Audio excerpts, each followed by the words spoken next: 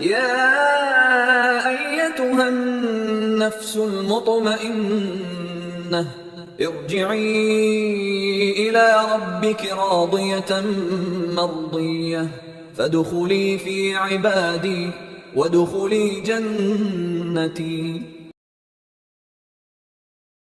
إن الحمد لله نحمده ونستعينه ونستغفره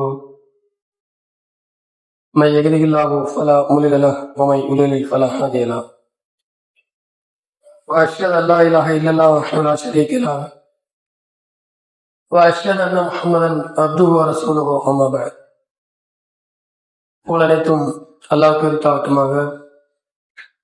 அவருடைய அருள் நபிகள் நாயகம் ஸல்லல்லாஹு அலைஹி வஸல்லம் அவர்கள் மீதும் அவருடைய குடும்பத்தாரர்கள், தோழர்கள், இன்னும் உலகத்தில் இருக்கக்கூடிய முஸ்லிமான ஆண்கள் அனைவர் மீதும் என்றென்று நிலநிறுவட்டுமாக.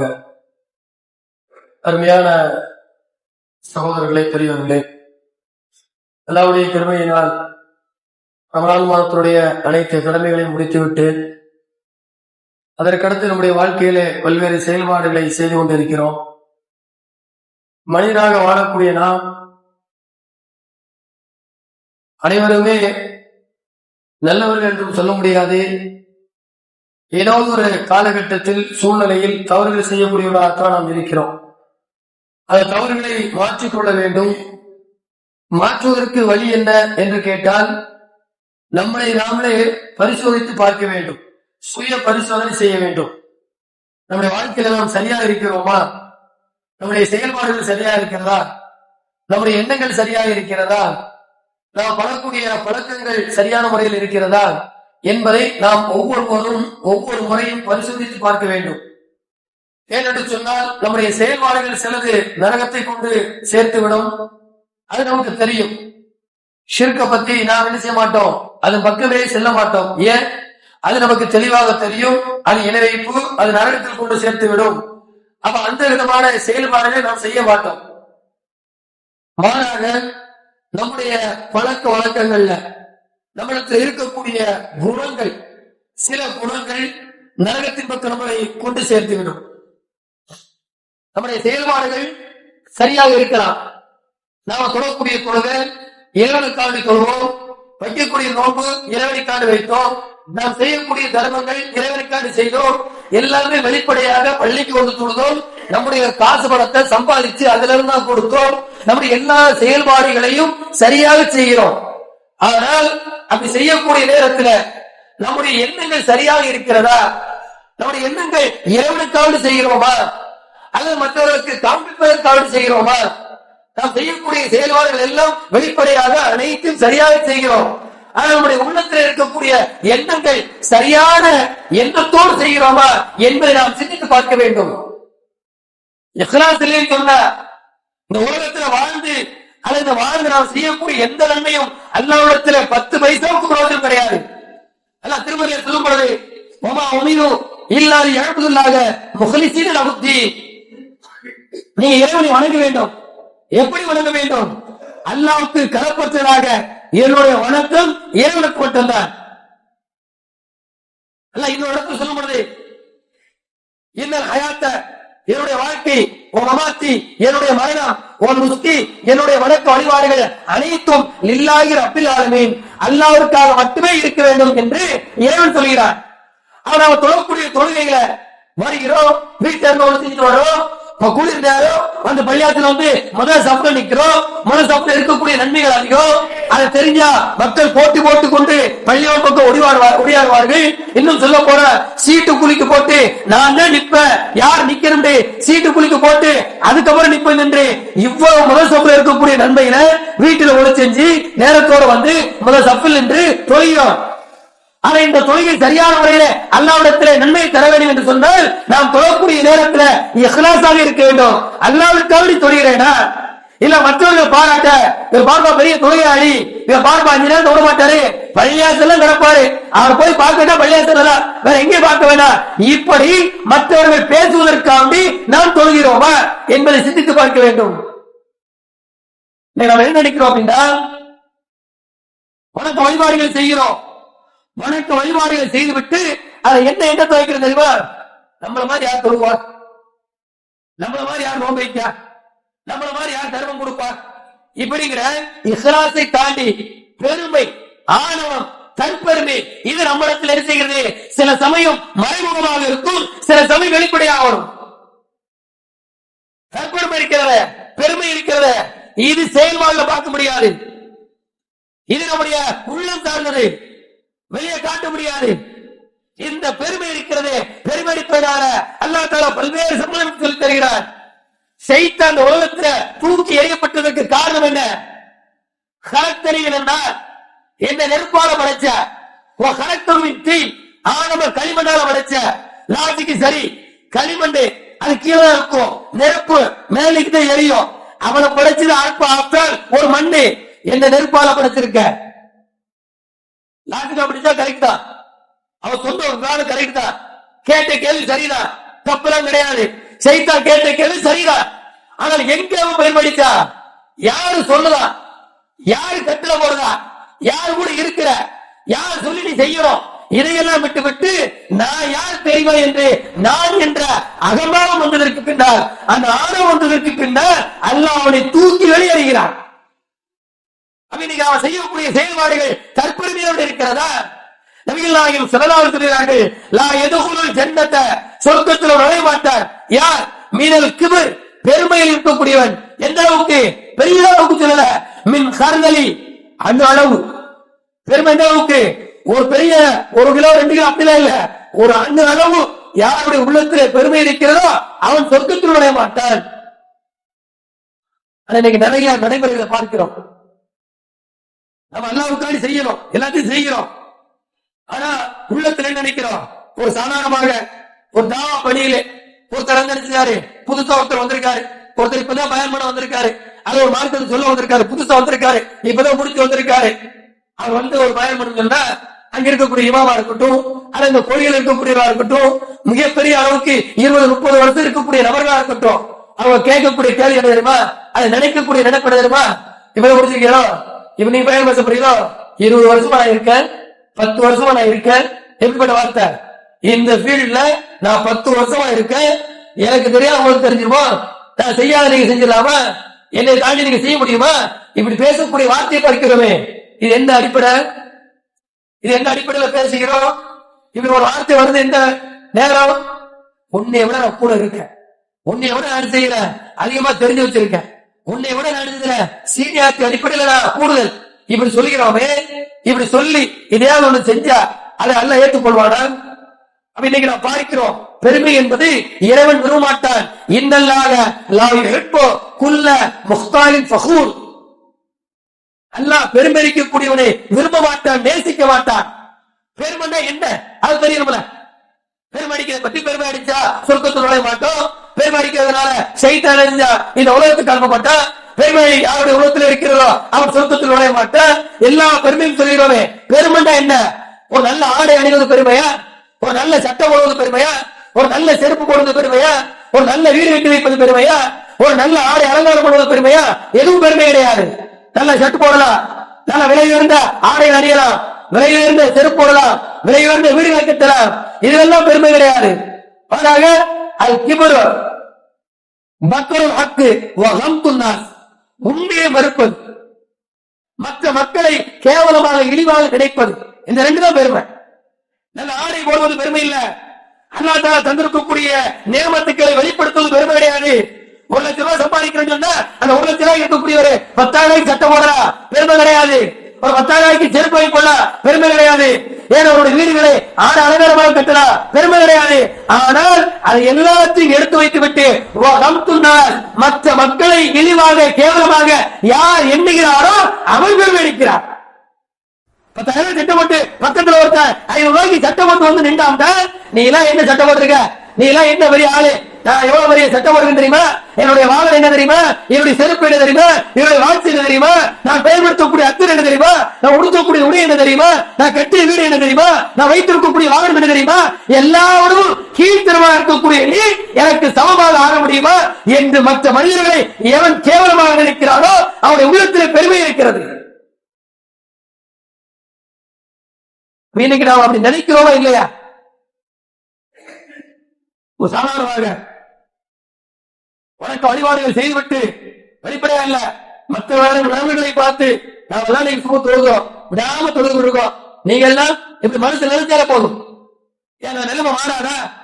நாளைக்கு அல்லாஹ் தஆலா இவரை மாத்திட்டு அவரை நல்லவனா ஆக்க மாட்டாரா? என்ன நினைக்கிறோம்? நாம தான் சரியா இருந்துகிட்டு இருக்கோம், நாம தான் கரெக்டா இருந்துகிட்டு இருக்கோம். இந்த ஒரு எண்ணம் இறைவனுக்காண்டி இருக்கிறோமா மற்ற மக்களுக்காண்டி இருக்கிறோமா? அதே போல பார்க்கிறோம். இதுல எல்லாம் பெருமடிக்கிறாங்க. பண விஷயத்துல, அளவு விஷயத்துல ஒருத்தருக்கு அளவு கொடுப்பது இறைவன் குடிக்கிறார். அவருக்கு வெள்ளையா சோப்பா கருப்பா அவர் கேட்டுட்டு வர்றதில்லை, அல்ல ஏறிக்கை அவருக்கு கொடுக்கிறார். அந்த நேரத்தை வச்சு நம்ம எல்லாம் எவ்வளவு பெரிய கலர் தெரியுமா? நம்ம எல்லாம் அந்த நடிகரை போல இருக்கோம், இந்த நடிகரை போல இருக்கோம், எவ்வளவு சோப்பா இருக்க தெரியுமா? நீ எல்லாம் எந்த அதனால பேர் வச்சிருக்கா. ஒரு நேரத்தை வச்சு எவ்வளவு மோசமான சொற்களை பயன்படுத்துகிறோம். இவன் குட்டைய, இவன் கருப்ப, இவன் சோப்ப, இவன் அப்படி இப்படி வார்த்தைகளை பேசுகிறோமே, இதெல்லாம் எதை காட்டுகிறது? இதெல்லாம் எது நமக்கு சொல்லுகிறது? அவன் நீ சரியா இருக்க போயிட்டு அவனை கேவலமா பார்க்க போயிட்டு இந்த வார்த்தை பயன்படுத்திட. நீ எல்லாம் நொண்டிடா அப்படின்னு ஒருத்தர் சொல்ல என்ன அர்த்தம்? நான் நல்லா இருக்கேன், உனக்கு ஊனம், நானும் சரியா இருக்க, நீ ஒண்ணும் இல்லாம இருக்க, நானும் எல்லாம் ஆரோக்கியத்தோட இருக்க, நீ ஆரோக்கியம் இல்லாம இருக்க. அப்ப அவனை கேவலம் நினைக்கிறோமே, அப்படி நினைக்க தர நிறைய வார்த்தைகளை பயன்படுத்துகிறோம். இன்னைக்கு நாம பொருளாதாரத்துல அழகுல மற்றவர்கள் இல்ல நினைக்கிறோமே. பொன்பாக்க போனா எல்லாரும் என்ன கேட்கும்? செவத்த பொண்ணா இருக்கா அப்படின்னு கேட்கும். எல்லாருக்கும் பிடிக்கும், அவங்களுக்கு பிடிச்ச மாதிரி பண்டிகுமா தோபலுக்கும் பிடிச்ச பெண்ணை திருமணம் முடிச்சுக்கோ அப்படின்னு நினைச்சுக்கலாம். ஆனா அதுக்காண்டி மற்ற பெண்களை கேவலமாக அவதூறாக மாற்றி பேசுவது என்பது இஸ்லாத்தில் இல்ல. ஒரு பெண் கருப்பா இருக்கனால அதனால அந்த கருப்பான பெண்ணா இருக்கக்குள்ள தவறான பெண் சொல்ல முடியாது. கருப்பா இருக்கக்கூடிய பெண்ணுகளை எல்லாம் வேண்டாம் அப்படின்னு சொல்ல முடியாது. நபிகள் நாயகம் ஸல்லல்லாஹு அலைஹி வஸல்லம் தர்மம் செய்யுங்கன்னு சொல்லும் பொழுது கருத்த கண்ணமுள்ள ஒரு பெண்மணி இருந்துச்சு. ரசூலுல்லாஹ் கேட்டாங்க, ஹதீஸ்ல வருது. ரசூலுல்லாஹ் காலத்துல இருக்கதே செஞ்சாங்க, பல்வேறு மசாலை கேட்கறத செஞ்சாங்க. அவ இந்த கெரிஜிரம் நிலத்தை வைத்து நான் ரொம்ப அழகா இருக்கேன், இவெல்லாம் என்ன செய்யறா ரொம்ப மோசமா இருக்கா, பெண்களை பார்க்கிறா, மற்ற பெண்களை கேவலமாக இழிவா நினைக்கக்கூடிய பார்க்கிறோம். இது பெருமை. பணத்துல நான் பொருளாதாரம் வச்சிருக்கேன், என்னுடைய பணம் காசு எல்லாம் நான் எவ்வளவு உயர்ந்ததா இருக்கிறேன். ஆனா ஒரு ஏழையை பார்த்தா அவன் நடக்கக்கூடிய முறை, அவன் பேசக்கூடிய முறை, அவன் இருக்கக்கூடிய முறை, இப்படி எல்லாம் பார்க்கிறோமே. நபிகள் நாயகம் ஸல்லல்லாஹு அலைஹி வஸல்லம் அவர்கள் இந்த உலகத்துல லக்கத் கான லக்கும் ஃபீ ரசூலுல்லாஹி உஸ்வத்துன் ஹஸனா, இந்த முகமது இடத்துல உங்களுக்கு அழகிய முன்மாதிரி இருக்கின்ற அல்லாஹ் சொல்கிறானே, இந்த முகமது நபி தன்னுடைய வாழ்க்கையில என்னைக்காவது ஒரு நாள் பெருமை அடித்தார்களா? என்னைக்காவது தற்பெருமை அடித்தார்களா? நான் யார் தெரியுமா? 5 நேர தொழுகைகளை 23 வருடம் சரியாக தொழக்கூடியவன், சுன்னத்துகளை சரியாக தொழக்கூடியவன், போர்க்களத்திற்கு சென்று போர் செய்யக்கூடியவன், நபிலாத தொழுகைகளை தொழக்கூடியவன், தான தர்மங்களை செய்யக்கூடியவன், ரமலான் வந்தால் குர்ஆனை 2 முறை ஓதக்கூடியவன், ரமலானில் 20 தொழுகை தொழக்கூடியவன். இதையெல்லாம் மாற்று மதத்திலிருந்து யாராவது வந்தால் அவர்களுக்கு மார்க்கத்தை எடுத்துச் சொல்லுவேன். என்னுடைய வீட்டுல பொழுது பயிற்சிபால் பொருள் இருந்தால் அதை உடனுடனே தர்மம் செய்து விடு, என்னுடைய மனைவிக்கு மத்தியில் எல்லா ஹக்கையும் நிறைவேற்றுவேன். இப்படி ஒற்ற மனிதர்களை விட அனைத்து விஷயத்திலும் சரியாக நடக்கக்கூடிய நான் எவ்வளவு பெரிய ஆள் என்று என்றைக்காவது இறைத்துதர் எந்த இடத்திலாவது சொல்லியிருக்கிறார்களா? அன்னைக்கு பெருமடிக்கிறோமே காசு வணக்க வழிபாடுகள்ல வணக்க வழக்கங்கள்ல இப்படி நான் பெருமடிக்கிறோமே. எந்த அளவுக்கு? நான் இல்லைன்னா அந்த காரியம் முடியுமா? நான் நம்ம செஞ்சது ஒரு பள்ளியை ஒரு செயல்பாடு செஞ்சா நான் இழந்த பள்ளி வந்திருக்குமா? நான் இல்லைன்னா இந்த வீடு கட்ட முடிச்சிருப்பா? நான் இல்லைன்னா அந்த குமர கரைச்சு இருக்குமா? நான் இல்லைன்னா அவரை படிப்பு முடிஞ்சிருக்குமா? நான் இல்லைன்னா அவன் குடும்பம் முன்னேறிக்குமா? நான் இல்லைன்னா உன்னை வச்சு உலகத்துக்கு என்ன பிரயோஜனம்? காசு பணம் தன்னால வந்ததா? நம்முடைய மதிப்பு மந்தஸ்து எல்லாம் தன்னால வந்ததா? இறைவன் தந்தது. அதனால்தான் அல்லாஹ் தஆலா நான் என்ற வார்த்தை இருக்க எனக்கு தான் தெரியும், நான் தான் எல்லாம் என்று சொல்கிறோமே. இந்த வார்த்தையை சொல்லும் பொழுது அல்லாஹ் கண்டிக்கிறார். எப்படி?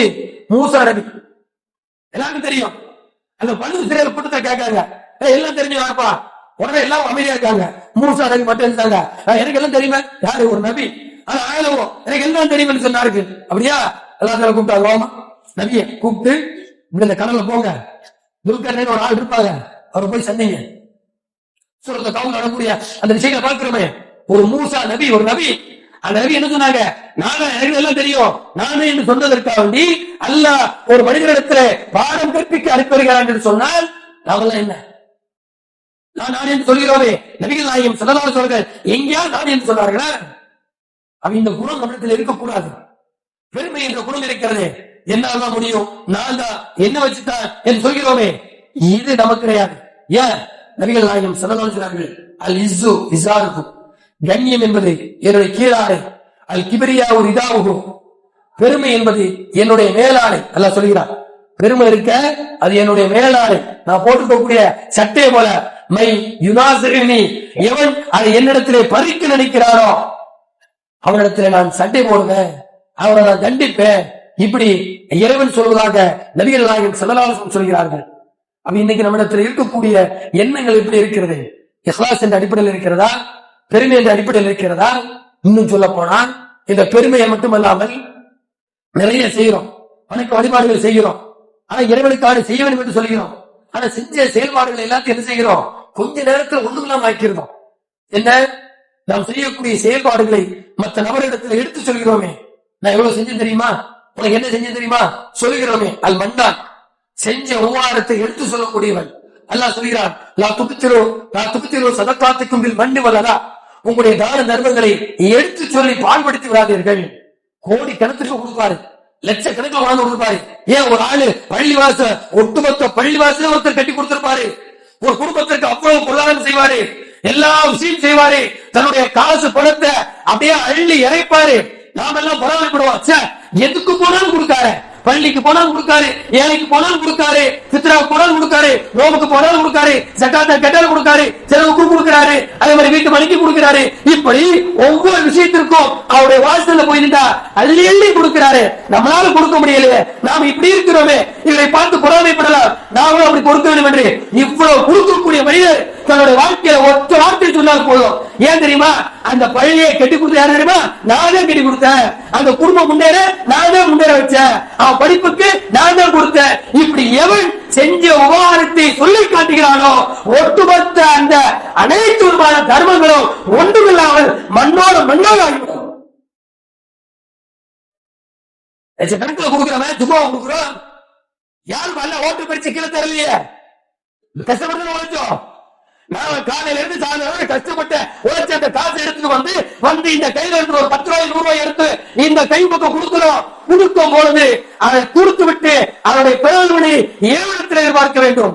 ஆனா கொடுத்துட்டோம், அல்லாஹ்வுக்காண்டி கொடுத்துட்டு அடுத்து சொல்லக்கூடிய வார்த்தை என்ன, நான் கொடுக்க போயிட்டா பள்ளியாசல ஸ்பீக்கர் இருக்கு, நான் கொடுக்க போயிட்டா பள்ளியில பேர் ஓடுது, நான் கொடுக்க போயிட்டா எழுதி மாட்டிருக்காங்க.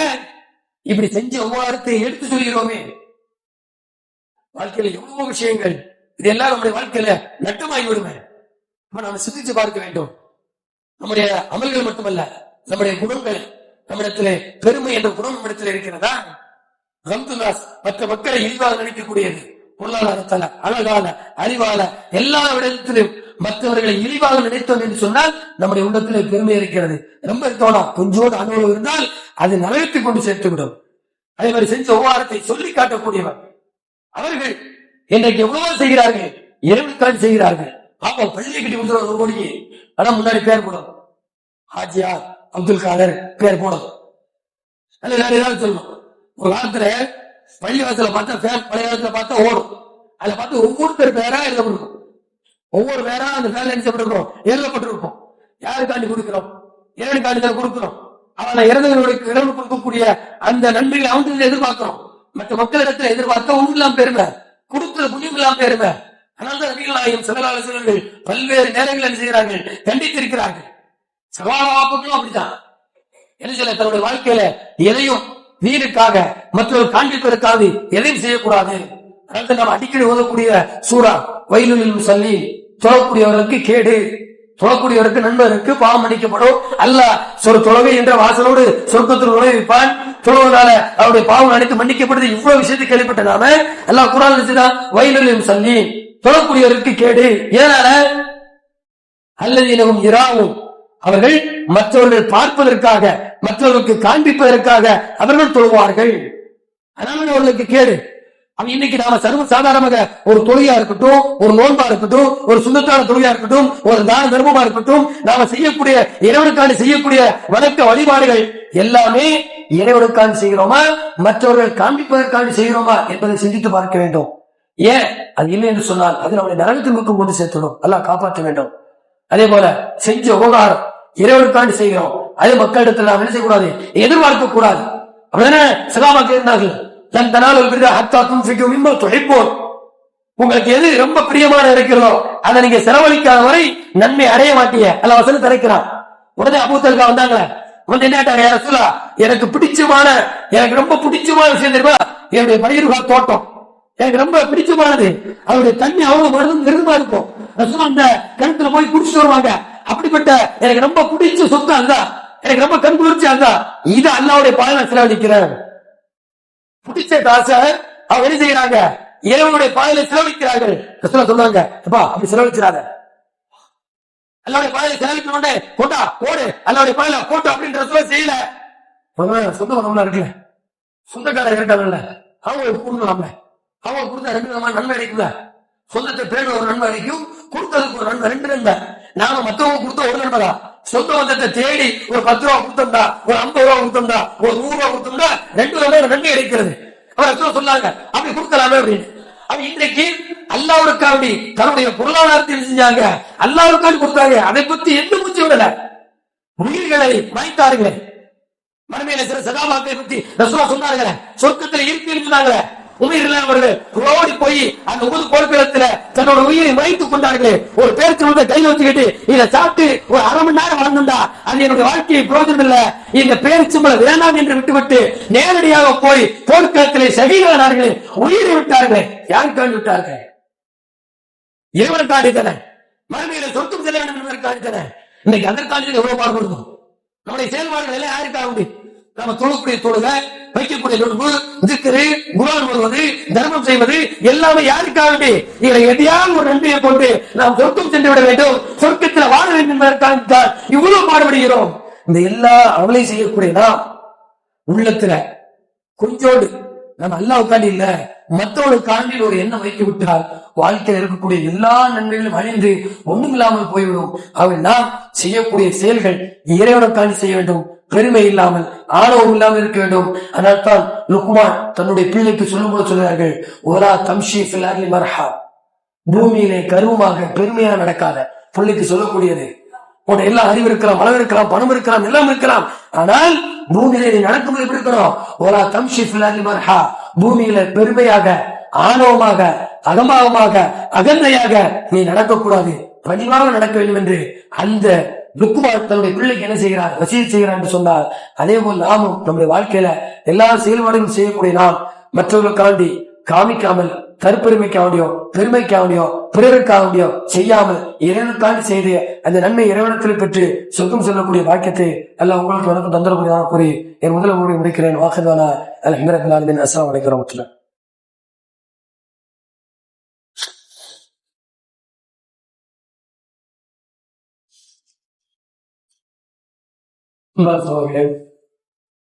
அதே போல மறுமையில சொர்க்கம் செல்லக்கூடியவர்களை பற்றி நபிகள் நாயகம் ஸல்லல்லாஹு அலைஹி வஸல்லம் கேட்கும் பொழுது, அகசலுக்கும் உங்களை சிறந்தவர் யார் தெரியுமா? அஹ்லாக்கள், குணத்தால் சிறந்தவர் தான் உங்களிடத்திலே நல்லவர்கள். அந்த நற்குணம் தான் நன்மையிலே நன்மையுடைய தராசை செய்யும், அதிகமாக்கும் சொன்னாங்க. அப்ப நல்ல குணங்களை நாம் வளர்த்துக் கொள்ள வேண்டும். இன்னைக்கு பார்க்கிறோம், இன்னைக்கு பல்வேறு செய்தியில பார்க்கிறோம், இளைஞர்களுக்கு மத்தியில இந்த ரமலான் மாதம் வந்து அந்த டயத்துல பார்க்கிறோம், இளைஞர்களுடைய போக்கு எப்படி இருக்கிறது, சரியாக நல்ல குணத்தோடு இருக்கிறார்களான்னு பார்த்தா நாம் இதுக்கு அடுத்து வரக்கூடிய தலைமுறை இளைய சமுதாயம் தான். நாம் எல்லாம் ஒரு வயசுக்கு வந்துட்டோம், யாருக்கு எப்ப மரணம் தெரியாது, யார் எப்ப வேணாலும் போயிடலாம். பள்ளியில் இருக்கக்கூடிய நிர்வாகிகளே அல்லது நானோ நீங்கள் எல்லாரும் ஒரு குறிப்பிட்ட வயசு தான். இதற்கு பின்னால் வரக்கூடியவர்கள் இளைஞர்கள். அந்த இளைஞர்களை நாம் நல்வழிப்படுத்த வேண்டும். அவர்களை என்ன செய்யணும்? அவர்களிடத்திலே நல்ல விஷயங்களை போதித்து நல்ல விஷயமாய் நல்ல விதமாக அவர்களை கொண்டு வர வேண்டும். ஏன்னா இளைஞர்கள் அப்படிதான் இருப்பாங்க, அவங்களுக்கு என்ன என்ஜாய் பண்ணணும், இந்த வயசு ஜாலியா இருக்கணும். எவன் கஷ்டப்பட்டாலும் பிரச்சனை இல்லை, எவன் துன்பப்பட்டாலும் பிரச்சனை இல்லை. நான் மை லைஃப் மை சேன், நான் தான் செய்யணும், என்னுடைய வாழ்க்கை நான் ஹாப்பியா இருக்கணும். நான் பைக்ல வேகமா போய் வேகமா ரேஸ் கொடுத்து அது பல நபர்களுக்கு மனது பலமளக்க வச்சாலும் சரி, வேகமா போய் யார போனாலும் சரி, என்ன செஞ்சாலும் சரி, விடிய சுத்தினாலும் சரி, எவனும் கஷ்டப்பட்டா எனக்கு பிரச்சனை இல்லை, நான் ஜாலியா இருக்கணும். இப்படித்தான் இருப்பார்கள். நபிகள் நாயகம் ஸல்லல்லாஹு அலைஹி வஸல்லம் காலத்துல அப்படிதான் இருந்தாங்க. சஹாபாக்கள் வந்து யார சொல்லலாம், நான் விபச்சாரம் செய்யணும், அனுமதி கொடுங்க. யார்கிட்ட வந்து? ரசூலுல்லாஹ்ட்ட வந்து கேட்கிறாங்க, நான் விபச்சாரம் செய்ய எனக்கு அனுமதி கொடுங்க. எப்படிப்பட்ட சூழ்நிலை, எப்படிப்பட்ட மாமூல இருந்துகிட்டே வந்து கேட்கிறாங்க. அப்ப இளைஞர்கள் அப்படித்தான் இருப்பார்கள். இன்றைக்கு பார்த்தோம் என்று சொன்னால் போன்லயே கலந்து தன்னுடைய நேரத்தை வீணடிக்கக்கூடியதை பார்க்கிறோம். அதே போல நம்முடைய இளைஞர்கள் யாரோடு சேர்ந்தார்கள், நட்பு என்ற அடிப்படையில தவறான பழக்கங்களை வைத்துக் கொண்டு பார்க்கிறோம். புள்ளி வைக்கிறான், புயல வைக்கிறான், குடிக்கிறான், கஞ்சா அடிக்கிறான், பல்வேறு தவறுகளை செய்யக்கூடியவனா இருக்கிறான். நட்போடு சேர்ந்து கூடாத நட்போடு சேர்ந்து நாசமாகி கொண்டிருக்கிறான். அதே போல பல்வேறு விஷயங்கள் எந்த அளவுக்கு இல்ல, இந்த மார்க்கம் முக்கியம் இல்ல, மார்க்கம் போனா போதே, எனக்கு பிடிச்ச பிள்ளைகிட்ட கட்டணும், அவன் எந்த மதத்துல இருந்தாலும் பிரச்சனை இல்ல, ஒண்ணு நான் மாறுதேன் இல்ல அவன் மாறுதா, எதுனாலும் பிரச்சனை இல்ல, இப்படி மாறக்கூடிய சமூகமாக இந்த இளைய சமுதாயம் வந்து கொண்டிருக்கிறது. அப்ப இவர்கள் எல்லாம் மாற்றக்கூடிய பொறுப்பு நமக்கு இருக்கு, மூத்தூரா இருக்கக்கூடிய நமக்கு இருக்கு. நாம என்ன நினைக்கிறோம், அவன் எப்படி போனாலும் என்ன நமக்கு என்ன, அப்படி இருக்கக்கூடாது. நமக்கு பின்னாடி வரக்கூடிய சமுதாயம் அவங்கள் தான் நல்ல குணத்தோடு வர வேண்டும், அப்படிதான் இருப்பாங்க. அவர்களுக்கு நாம் என்ன செய்யறோம், முன்னுரிமை கொடுக்கிறோம். எந்த அளவுக்கு சொன்னால் உசாமா பின் ஸைத் ரலியல்லாஹு அவர்கள் அவங்களும் பேரரசுடைய அந்த நாட்டை கைப்பற்றுவதற்காண்டி ரசூலுல்லாஹ் உசாமா பின் ஸைத் ரலியல்லாஹு அவர்கள் நியமிக்கிறார்கள். வயசு 20 வயசு தான். எல்லாரும் பேசுறாங்க, என்ன நாமெல்லாம் எவ்வளவு, யாரு அபூபக்கர்ல இருக்காங்க, உமர்ல இருக்காங்க, காலித் பின் வலீத்ல இருக்காங்க, எல்லாரும் பெரிய பெரிய ஆட்கள், எல்லாம் அவங்க தலைமைக்கு கீழே இருக்காங்க. ஆனா பேசல, இன்னும் சின்ன பையனை போட்டிருக்க, இவரெல்லாம் ஒரு இதாக சின்ன பையனை இது பண்ணிருக்க, இந்த சின்ன பையன் சொல்லி மட்டம் நட்டி அவன் ஒண்ணுக்கு இல்லாம ஆக்குறது. உனக்குலாம் என்ன தெரியும், சின்ன பையன் நேரத்து பேஞ்சு மலையில முளைச்ச காலம், உனக்கு என்ன தெரியும், இப்படி பேசுகிறார்கள். இப்படி பேசி உசாமா பின் ஸைத் அவர்களை அவங்களாம் வேணாம் அப்படிங்கிற மாதிரி எல்லாரும் சொன்னாங்க. அவங்க சொன்னாங்க, இறைத்துணர் நியமிச்சது, அதனால அவங்களுக்கு தான் போகும் சொல்லி போட்டாங்க. ரோம் எவ்வளவு பெரிய நாடு, அந்த நாட்டை என்ன செஞ்சாங்க, வெற்றி பெற்று கொண்டு வந்தார்கள். வரக்கூடிய நேரத்துல உமர்லியா சொன்னார்கள், அமீருனா எங்களுடைய தலைவர் என்று சொன்னார்கள். அப்ப இளைஞர்களுக்கு நாம் முன்னுதாரணமா இருக்கணும், அவருக்கு நல்ல விஷயத்தை போதிக்கணும், நல்ல குணங்களை போதிக்கணும், அவருக்கு அதிகமா தரிமத்து கொடுக்கணும், தர்பியாக்கள் அவர்களை என்ன செய்யணும், வரவழைக்கணும். நமக்கு பின்னால் இருக்கக்கூடிய சமுதாயம் அந்த இளைய சமுதாயம் தான். அவர்களை நேர்மைப்படுத்த வேண்டும், நல்ல அஹ்லாக்கோடு அவர்களை கொண்டு வர வேண்டும், அவர்களுக்கு நல்ல பண்புகளை கொண்டு வரும் சொன்னால் நம்ம இடத்துல நல்ல அஹ்லாக் இருக்கணும். நாம கோவப்படாம இருக்கமா, பொறுமையா இருக்கமா, சகிப்பு தன்மையோட இருக்கமா, விட்டு கொடுக்கிறோமா, எல்லாத்தையும் அரவணைச்சு போறோமா, எல்லாரும் தவறு செய்யக்கூடியவர்களா, எல்லாத்தையும் அரவணைச்சு அவர்கள் ஒண்ணு சேர்த்து வாங்க மொத்தமா சேர்ந்து ஜமாத்தோடு ஒற்றுமையோடு போறோமா, இந்த பண்புகள் எல்லாம் நம்மிடத்தில் இருக்கிறது நாம் சிந்தித்து பார்க்க வேண்டும். அப்படி இருந்தால்தான் அவரிடத்தில் அவனை செய்ய முடியும், அதை கடத்த முடியும். அப்படிப்பட்ட நல்ல குணத்தோடு வாழக்கூடிய பாக்கியத்தை அல்ல உங்களுக்கு உனக்கும் தந்து மறுமையிலே அந்த நற்குணத்தோடு சொத்தம் சொல்லக்கூடிய பாக்கியத்தை அல்ல உங்களுக்கு உனக்கும் நன்றி வரப்போய் என் உரையை முடிக்கிறேன். வாக்குதானா அல்ஹம்துலில்லாஹி ரப்பில் ஆலமீன். அஸ்ஸலாமு அலைக்கும் வரஹ்மத்துல்லாஹ்.